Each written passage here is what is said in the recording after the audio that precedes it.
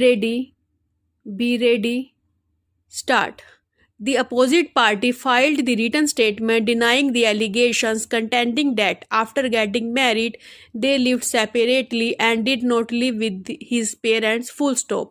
The allegation of demand of dowry was denied, and the incident dated 24th March 2006 was also denied in the manner in which the appellant has alleged. Full stop. According to the opposite party, the appellant went to her parents' place during Holy Festival, where she was pressurized not to go back to her husband's place, and when pressure was exerted, she consumed poison. Full stop.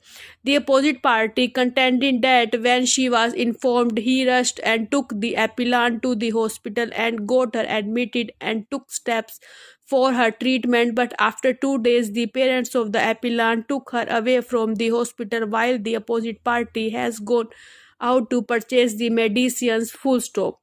In this regard, the opposite party sent a telegram to SSP. It was also stated that during the course of mediation, the appellant's parents, in connivance with the police, forced the opposite party to consume poison at the police station, as a result of which he was hospitalized, and that the police lodged a first information report against him. Full stop. It was also contended that the opposite party made efforts to bring the appellants back to his house, and when all efforts failed, he filed an application under Section 9 of the Hindu Marriage Act for restitution of conjugal rights. Full stop.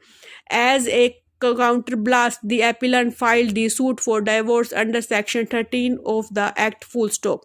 The trial court, after shifting through the evidence, allowed the application for restitution of conjugal rights and directed the appellant to live with her husband and perform her marital obligation. Full stop. By another order, the trial court dismissed the suit for divorce. Full stop. The appellant, being aggrieved by the aforesaid two orders, has filed two separate appeals which have been clubbed together and are being decided. Full stop. The trial court held that the parties had a love marriage and they got married after running away from their parental home, and the parents were not involved, and therefore the question of demand of dowry from the side of husband parents did not arise. Full stop.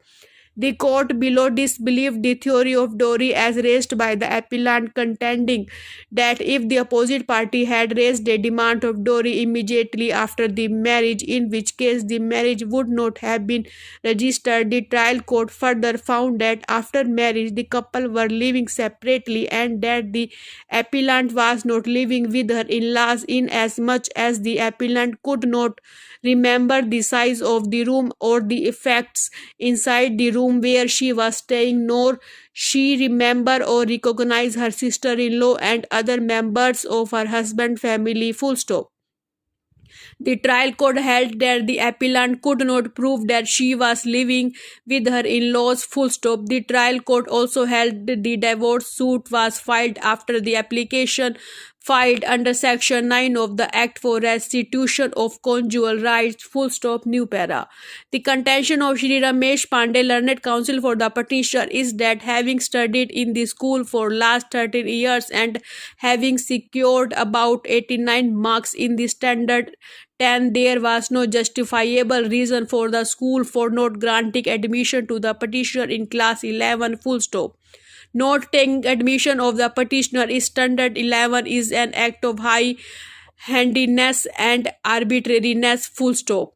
The father of the petitioner approached the district magistrate, who ordered an inquiry into the matter, wherein it was found that the principal had acted in a high-handed and arbitrary manner. Therefore, an explanation was called from the school and directions were issued to admit the student, but the principal of the school had adopted the intransigent attitude and declined to admit the student citing the minority status of the school and stating that admission of Standard 11 was not a matter of automatic promotion and it was the discretion of the principal to admit or deny admission to a student in Standard 11, which, according to petitioner, was arbitrary in nature and hit by Article 14 of the Constitution. Full stop.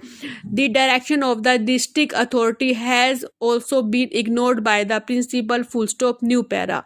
Shri Jaydeep Narayan Mathur, learned senior advocate appearing the opposite parties 8 and 9, submitted that the school was a private minority unaided institution. Full stop. The admission up to Standard 10 were as a matter of a right as they were in the nature of promotion from lower standard to the higher standard. Full stop.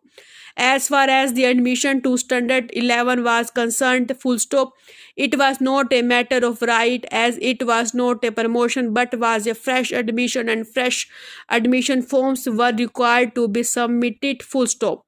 While taking a decision regarding admission in Standard 11, the principal of the school undertook a consultative process with the teachers wherein the conduct, behavior and assessment of record of the student as also the guardians were considered. Full stop.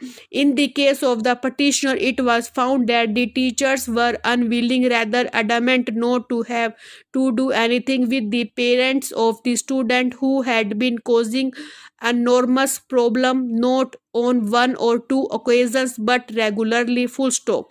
He had problems with the ethos of the college and was not able to come to terms with it. Full stop. He did not want his ward to participate in extracurricular activities which were necessary for the overall development of the student. Full stop. Learned Council also submitted that it was not the petitioner alone but several students who had passed Standard 10 from the institution and had been studying for long who had been denied admission to Standard 11. One of the students had secured 97 marks, yet he was denied admission. Full stop. Thank you.